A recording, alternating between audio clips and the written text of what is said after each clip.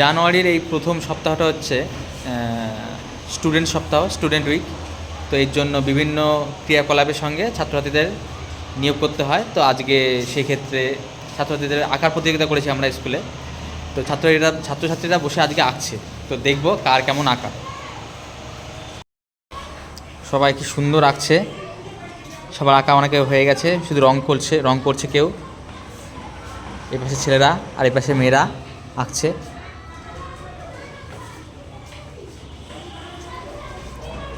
আজকের টপিক ছিল প্রাকৃতিক দৃশ্য অর্থাৎ সিনারি।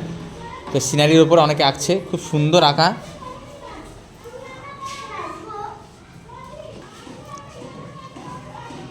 খুব সুন্দর সুন্দর আঁকা এদের এঁকে যাচ্ছে।